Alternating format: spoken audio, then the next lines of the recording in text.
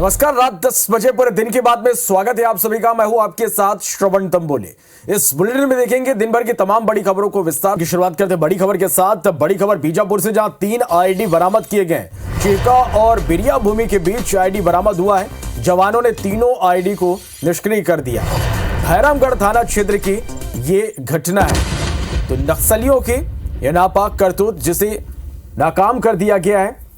हिचका और बीरभूमि के बीच आईडी बरामद किया गया, जिसे जवानों ने डिफ्यूज कर दिया।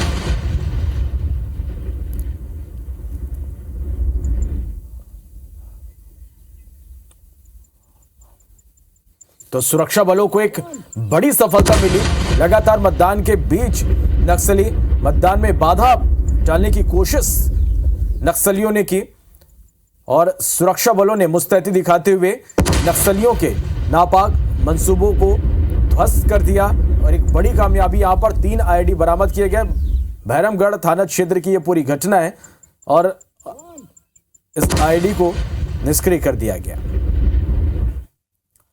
तो कांकेर से बड़ी खबर, आईडी ब्लास्ट में घायल जवान शहीद हो गए। रायपुर में इलाज के दौरान जवान ने दम तोड़ दिया। जवान प्रकाश चंद्र शियोल की मौत हो गई। पोलिंग पार्टी ले जाते समय ब्लास्ट हुआ था। कल छोटे बेटिया के रेंगावाही में ब्लास्ट हुआ था।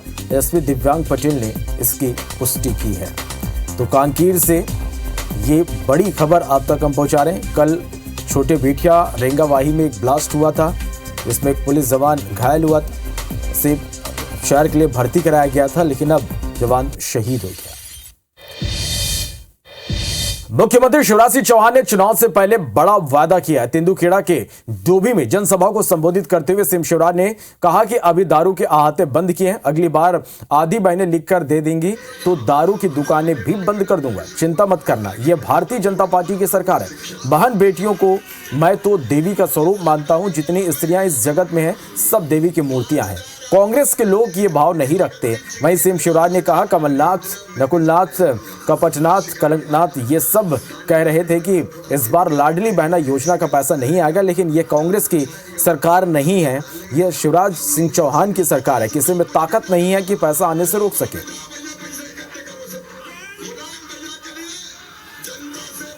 मेरी बहनों, अभी दारू के अहाते बंद किए, अगली बार आधी बहनें लिख के दे देंगे, दारू की दुकानें बंद कर दूंगा, चिंता मत करना, चिंता।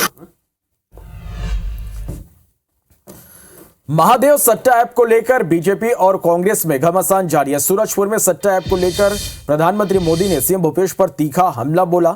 वहीं पीएम के बयान पर लोरमी पहुंचे सीएम भूपेश बघेल ने भी जवाबी हमला किया। सीएम भूपेश बघेल ने कहा कि महादेव ऐप का पूरा पैसा भाजपा को जा रहा। इस ऐप को बंद करने की जिम्मेदारी भारत सरकार की है, लेकिन वो बंद नहीं कर पा रहे। इसका मतलब कि सट्टा का पैसा भाजपा कार्यालय जा रहा है, तभी कार्रवाई नहीं हो पा रही है।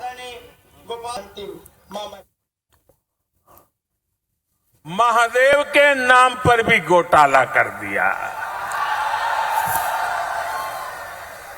महादेव के नाम पर महादेव सट्टेबाजी घोटाले की चर्चा आज देश और विदेश में हो रही है। कांग्रेस ने अपनी तिजोरी भरने के लिए आपके बच्चों से सट्टेबाजी करवाई है। क्या इनको माफ करेंगे? क्या आप आपके बच्चों को बर्बाद करने वाला काम ऐसे लोगों को माफ करोगे आप?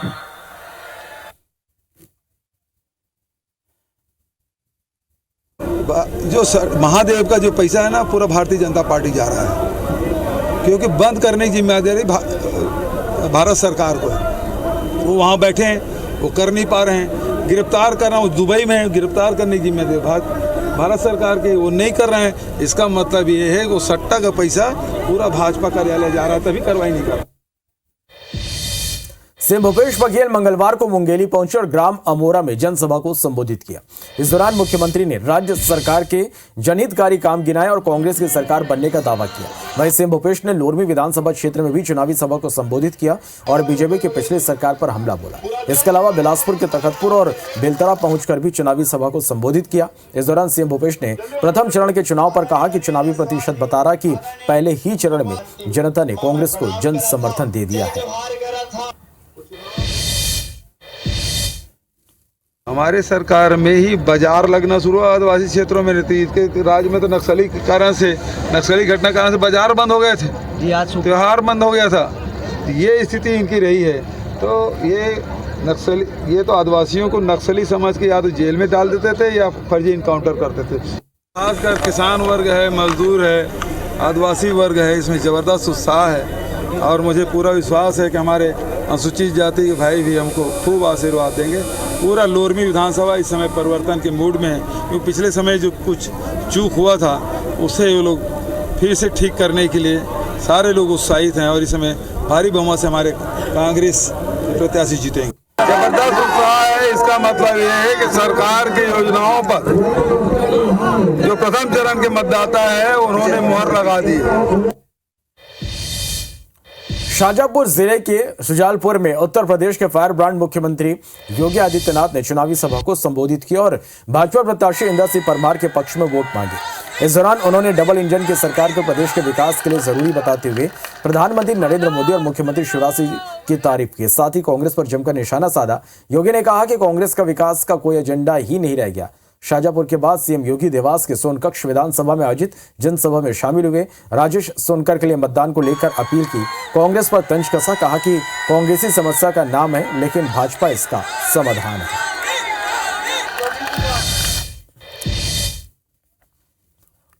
एक नए भारत का दर्शन कर रहे हैं, जो भारत आत्मनिर्भरता की ओर अग्रसर हो रहा है, जो एक समर्थ भारत है, एक सशक्त भारत है, जो भारत दुनिया के सामने हाथ नहीं फैलाता है बल्कि दुनिया में जहां कहीं अभाव है, अराजकता है, अव्यवस्था है, वहां हाथ पकड़ करके उसे चलना सिखाता है।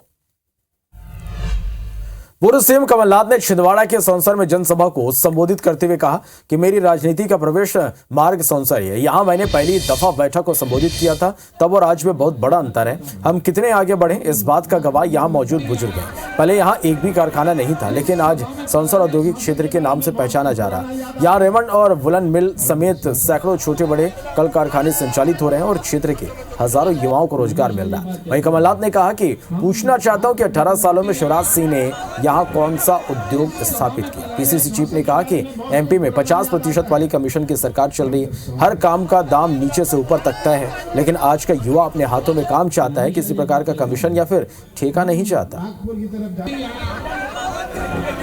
इस सभा में पधारे सांसद के बारे में मध्य प्रदेश में चुनाव की तारीख करीब आती जा रही। इधर बड़े नेताओं की चुनावी सभाएं भी तेज होती जा रही। मंगलवार को अशोकनगर विधानसभा के राजपुर में केंद्रीय मंत्री ज्योतिरादित्य सिंधिया ने बीजेपी प्रत्याशी के पक्ष में चुनावी सभा को संबोधित किया। सिंधिया ने सभा में से एक ग्रामीण महिला को मंच पर बुलाया और लाडली बहना योजना की जानकारी लेते हुए कहा कि अभी 1250 आ रहे हैं, ये बढ़कर 3000 रुपए तक होगा। अगर कांग्रेस सत्ता में आ गई तो कुछ नहीं देगी। घर से बाहर हम निकले, मतदान केंद्र में जाएं, कमल का फूल का बटन दबाएं। 5 मिनट का काम आपका, 5 साल का नहीं, 5 साल का नहीं, जिंदगी भर का काम मेरा। पूर्व केंद्रीय मंत्री अरुण यादव सिंधिया पर भड़क उठे। सिंधिया को झूठा ठहराया, साथ ही गद्दारी का आरोप लगाया। कहा कि अंग्रेजों के साथ मिलकर देश की आजादी की जंग में हमारा विरोध कर रहे थे। इन झूठों के विषय पर जो वो चर्चा नहीं करना चाहते। साथ ही आगे कहा कि 18 साल से यहाँ भाजपा ने सरकार चलाई, भ्रष्टाचार और घोटाले की सरकार रही। प्रदेश में कोई ऐसा तबका नहीं बचा जो इस सरकार के खिलाफ सड़कों पर नहीं उतरा।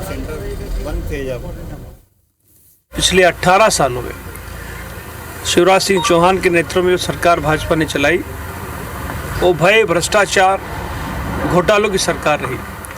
प्रदेश का कोई वर्ग भी ऐसा नहीं बचा जो आज पिछले 5 सालों सरकार के खिलाफ आंदोलित नहीं है। तो हर वर्ग को लूटने का काम इस सरकार ने किया। ये वही लोग हैं जो अंग्रेजों के साथ मिलकर देश की आज़ादी की जंग में हमारा विरोध कर रहे थे। इनसे हम लोग क्या बात करेंगे। जांजगीर चांपा के पामगढ़ बसपा प्रत्याशी इंदु बंजारे का बड़ा बयान सामने आया। बंजारे ने बसपा कार्यकर्ताओं के बीजेपी से संपर्क होने के दावे को खारिज कर दिया। इंदु बंजारे ने कहा कि यह दावा गलत है। बसपा के कार्यकर्ता कर्मठ है, जुझारू है, न झुकने वाले हैं न बिकने वाले हैं। भाजपा प्रत्याशी झूठा सपना देख रहे हैं। वहीं उन्होंने कहा कि बसपा पामगढ़ में इतिहास रचने के लिए तैयार है, जिसको लेकर बसपा प्रत्याशी इंदु बंजारे से बातचीत की हमारे संवाददाता राजकुमार साहू ने। चुनावी समर में पामगढ़ विधानसभा क्षेत्र में यहाँ पर बसपा से इंदु बंजारे प्रत्याशी हैं, बसपा से विधायक भी हैं। जिस तरह से लगातार आप जनसंपर्क कर रही हैं, किस तरह का माहौल देख रही हैं, क्योंकि बसपा जो है यहाँ पर पिछले 7 चुनाव में 5 बार यहाँ पर जीत चुकी है। जी, इस बार भी बसपा बहुजन समाज पार्टी और हाथी का निशान पामगढ़ में स्थापित होगा। जिस तरह से आपने बोला कि 5 बार लगातार बहुजन समाज पार्टी के विधायक यहाँ पे बनते आ रहा है, तो निश्चित रूप से यहाँ के लोग सुलझे हुए लोग हैं, बुद्धिजीवी वर्ग हैं और बहुजन समाज पार्टी का जो विचारधारा है उस पर काम करने वाले लोग हैं। तो वो अपने मान सम्मान को, हक अधिकार को बहुत बखूबी से समझते हैं। बहुजन समाज पार्टी ही ऐसी पार्टी है जो सर्व समाज को लेकर चलने वाली है। अभी मायावती जी भी आने वाली हैं हसौद में, किस तरह की तैयारी है, कितना उत्साह कार्यकर्ताओं में है?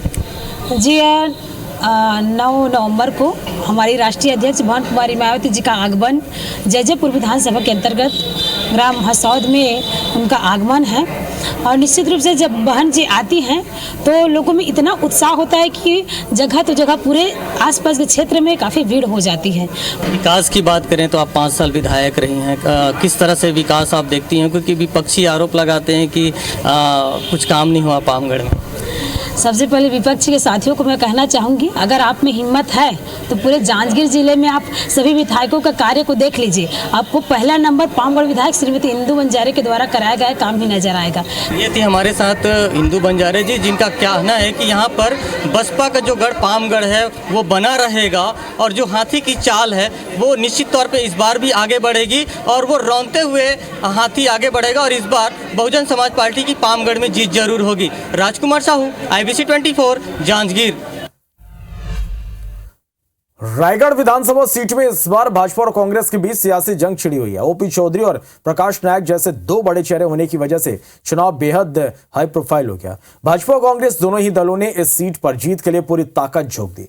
भाजपा जहां विधायक प्रकाश नायक के खिलाफ एंटी इनकम्बेंसी का मुद्दा बना रही है, तो वहीं भाजपा का कहना है कि कांग्रेस के 5 साल के कार्यकाल में सिवाय भ्रष्टाचार के कुछ नहीं हुआ। ऐसे में भाजपा मोदी की गारंटी के जरिए जनता के बीच जा रही है, तो वहीं कांग्रेस घोषणा पत्र के सहारे जीत की हर संभव कोशिश कर रही है। कांग्रेस का कहना है कि भाजपा का घोषणा पत्र जुमलेबाजी के अलावा कुछ नहीं है। इस सीट पर कांग्रेस फिर से रिपीट हो। भारतीय जनता पार्टी ने जो अभी घोषणा पत्र जारी किया प्रदेश से, वो अपने आप में इस बात का सबूत है कि भारतीय जनता पार्टी का विजन क्या है।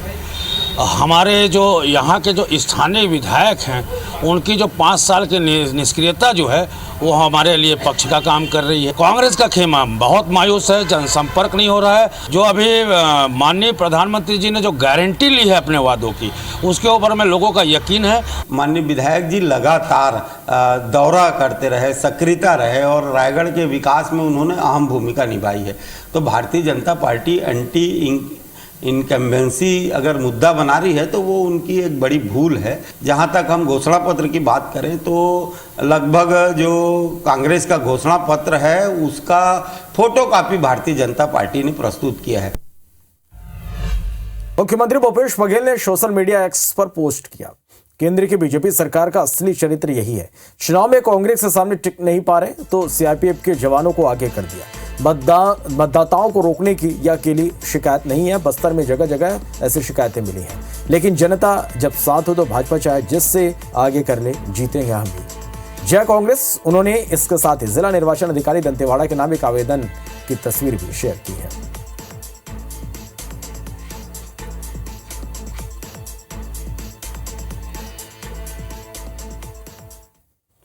पहले चरण के चुनाव के बाद पूर्व मुख्यमंत्री डॉक्टर रमन सिंह ने बीजेपी ऑफिस में प्रेस वार्ता की और इस दौरान उन्होंने कार्यकर्ताओं के साथ पार्टी का झंडा लहराया और जीत का संकेत दिया। रमन सिंह ने दावा करते हुए कहा कि पहले चरण में भाजपा 15 से 18 सीट जीत रही। वोटिंग के दौरान कांग्रेस सरकार के प्रति आक्रोश दिखा। उन्होंने कहा कि लोगों ने मोदी की गारंटी पर भरोसा किया। डॉक्टर रमन सिंह ने तो यहां तक कह दिया कि वो खुद रिकॉर्ड वोटों से जीत रहे।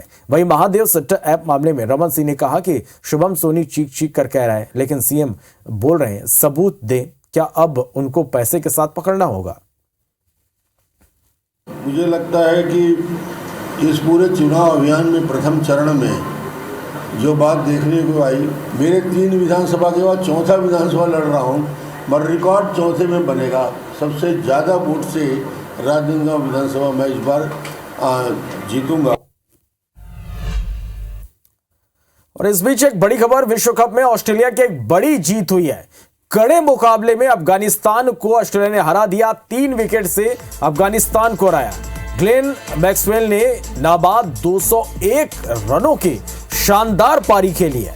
तो बड़ी खबर है ये इस वक्त की वर्ल्ड कप से जुड़ी, जहां पर विश्व कप में ऑस्ट्रेलिया की यह बड़ी जीत है। कड़े मुकाबले में अफगानिस्तान को हरा दिया। 3 विकेट से अफगानिस्तान को ऑस्ट्रेलिया ने हराया है। ग्लेन मैक्सवेल ने नाबाद 201 रनों की शानदार पारी यहां पर खेली है।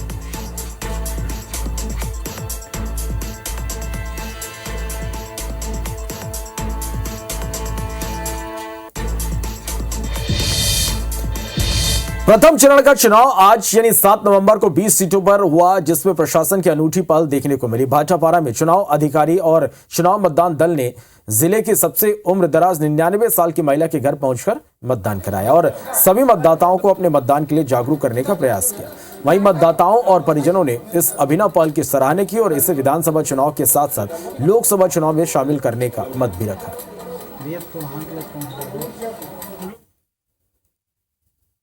अच्छा बहुत अच्छी पहल है ये, क्योंकि बहुत से बुजुर्ग जा नहीं सकते, विकलांग जा नहीं सकते और उसके कारण वोट नहीं पड़ता शासन को। जो ना जा सके इस साल में वोट डालने के लिए, उनके लिए घर घर जाकर जो ये व्यवस्था की है, बहुत बढ़िया व्यवस्था है। ये निर्वाचन आयोग की एक नई पहल है। ऐसे वोटर्स जो 80 वर्ष की आयु पूरी कर चुके हैं और जिनको आने जाने में दिक्कत है, ऐसे वोटर्स के लिए इस बार यह प्रयोग किया जा रहा है कि उनके घर पहुंच के उनको वोट दिलाया जा रहा है। इसके लिए विहित प्रारूप में पहले फॉर्म भरे हुए हैं और इनको पोस्टल बैलेट के माध्यम से मतदान की कार्रवाई की जाएगी। भारत निर्वाचन आयोग के निर्देशानुसार मतदाताओं के लिए कई पहल की गई। बालोद में चलने फिरने में असमर्थ बुजुर्ग और दिव्यांग मतदाताओं ने होम वोटिंग के माध्यम से अपने मत का प्रयोग किया। मतदाताओं को होम वोटिंग कराते समय सभी प्रोटोकॉल का पालन कराया गया। वहीं कोरिया में चुनाव के दूसरे चरण के लिए 80 साल या उससे अधिक उम्र के मतदाताओं के लिए पोस्ट बैलेट का मतदान मतदाताओं के घर पहुंचाकर कराया गया। बता दें कि भानु प्रतापपुर की तो किशोरी मतदाता जिन्होंने हाल ही में 18 साल पूरा किया, उन्हें प्रोत्साहित करने के उद्देश्य से भानु प्रतापपुर में बेटियां हेल्प डेस्क बनाया गया ताकि बिना किसी भय झिझक के मतदान कार्य में हिस्सा ले सकें। इलेक्शन कमीशन ऑफ इंडिया के निर्देशानुसार ऐसे मतदाता जिनकी आयु 80 वर्ष से ऊपर थी या दिव्यांग जो मतदाता हैं जिनका 40% से अधिक का दिव्यांगता प्रमाण पत्र है, उनसे ऑप्शन प्राप्त किया गया था कि आप किस तरीके से मतदान करना चाहते हैं। तो उसमें से कुछ मतदाताओं के द्वारा होम वोटिंग का विकल्प अपना चिन्हांकित किया गया था। उसी को ध्यान में रखते हुए बालोद जिले के तीनों विधानसभाओं में कुल 11 दल का गठन किया गया था और उनके द्वारा घर घर जाकर उनसे वोट कराई गई है। सहायक शिक्षक पदोन्नति और शिक्षक से प्रधान पाठक के पद पर पदोन्नति मामले में बिलासपुर हाईकोर्ट ने बड़ा फैसला सुनाया। शिक्षकों की याचिका पर जस्टिस अरविंद सिंह चंदेल के सिंगल बेंच में सुनवाई हुई। जस्टिस चंदेल ने अपने फैसले में कहा कि याचिकाकर्ता शिक्षकों को समिति के समक्ष 15 दिनों के भीतर आवेदन पेश करना होगा। कोर्ट ने याचिकाकर्ता शिक्षकों को यह भी छूट दी, समिति के सामने अपनी आवेदन के पक्ष में कोई भी दस्तावेज प्रस्तुत करने की स्वतंत्रता होगी। समिति प्रत्येक याचिकाकर्ता के मामले का निर्णय करेगी और उनके नए पदस्थापना आदेश समिति या सक्षम प्राधिकारी जारी करेंगे। अभ्यावेदन पर 7 सदस्यीय कमेटी 45 दिन के भीतर मामले का निराकरण करेगी। वेतन का भुगतान भी संबंधित स्कूल से ही होगा।